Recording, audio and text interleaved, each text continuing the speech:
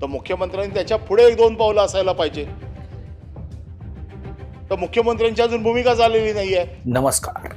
Iran Israel America संघर्षामुळे मध्य पूर्वेतील हवाई क्षेत्र बंद पडल्यानं दुबईसह मध्ये महाराष्ट्रातील अनेक नागरिक अडकलेत. उपमुख्यमंत्री एकनाथ शिंदे यांनी पुढाकार घेत विशेष खासगी विमानांची व्यवस्था केली आणि 164 मराठी बांधवांना मायदेशी परत आणलं. आज विधानसभेत या मुद्द्यावर जोरदार राजकीय खडाजंगी पाहायला मिळाली. शिवसेना उद्धव बाळासाहेब ठाकरे गटनेते अनिल परब यांनी आक्रमक पवित्रा घेत मुख्यमंत्री देवेंद्र फडणवीस यांच्यावर थेट निशाणा साधला. परब म्हणाले, बाहेरचं वातावरण दिवसेंदिवस गंभीर होतंय. लोकांच्या मनात भीती आणि संभ्रम आहे. अशा वेळी राज्य सरकारची ठोस आणि स्पष्ट भूमिका दिसली पाहिजे. हेल्पलाईन सुरू करा, अधिकृत घोषणा करा, पण काहीतरी करा. आम्ही ऐकलं की उपमुख्यमंत्री एकनाथ शिंदे यांनी 164 प्रवाशांना परत आणले. जर उपमुख्यमंत्री इतकी जबाबदारी घेत असतील तर मुख्यमंत्र्यांनी 2 पावलं पुढे असायला हवं. पण अजूनही सरकारची अधिकृत भूमिका समोर का आलेली नाहीये.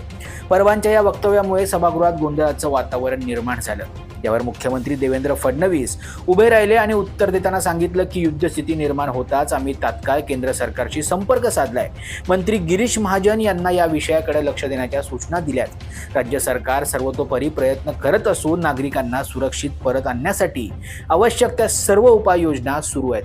हे सगळं वातावरण अतिशय दिवसेदिवस खराब होत चाललंय. बाहेर जे अडकलेत लोक, त्यांच्या मनामध्ये संभ्रम आहे.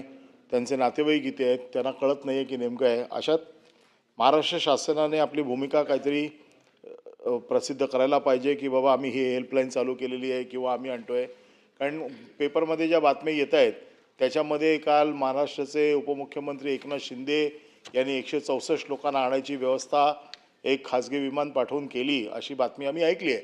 आता ही महाराष्ट्र शासनाच्या वतीने आहे का त्यांच्या वतीने आहे, म्हणजे जे काही पेपरमध्ये वाचतोय त्याच्यात आम्हाला असं दिसतंय की ते त्यांच्या वतीने केलं आहे. अभिनंदन आहे, चांगली गोष्ट केली की त्यांनी स्वतः पुढाकार घेऊन. जर एखादा उपमुख्यमंत्री घेऊन स्वतःची जर ताकद लावून 164 लोकांना आणवत असेल तर मुख्यमंत्र्यांनी त्याच्या पुढे एक दोन पावलं असायला पाहिजे. तर मुख्यमंत्र्यांची अजून भूमिका झालेली नाही आहे की महाराष्ट्र शासन काय करणार आहे.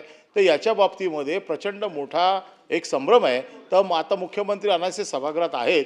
सभागृहात महाराष्ट्र शासनाची भूमिका आणि त्यांनी जरी वैयक्तिक आणले तरी त्यांचं देखील अभिनंदन आहे. राज्य सरकारने केंद्र सरकारशी चर्चा करून ही भूमिका मांडली होती की राज्य सरकार जे काही महाराष्ट्रातले लोक तिथे आहेत त्यांना आणण्याकरता व्यवस्था करू इच्छिते. परंतु केंद्र सरकारने त्या संदर्भात हे सांगितलं आहे की सगळी राज्य अशी प्रयत्न करतील तर त्या ठिकाणी किऑस तयार होईल आणि आत्ता एअर स्पेस सुरक्षित नाही आहे. त्यामुळे स्टेट कॅरियर्स जे आहेत भारताचे तेच त्या संदर्भातली जी वाहतूक आहे ती सुरक्षिततेनं करू शकतील आणि म्हणून तशा प्रकारची व्यवस्था आम्ही करतो आहोत. दरम्यान या प्रश्नावर सरकारकडून पुढील ठोस पावलं काय असतील याकडे सर्वांचं लक्ष लागलंय. Bureau report, Maharashtra news 24.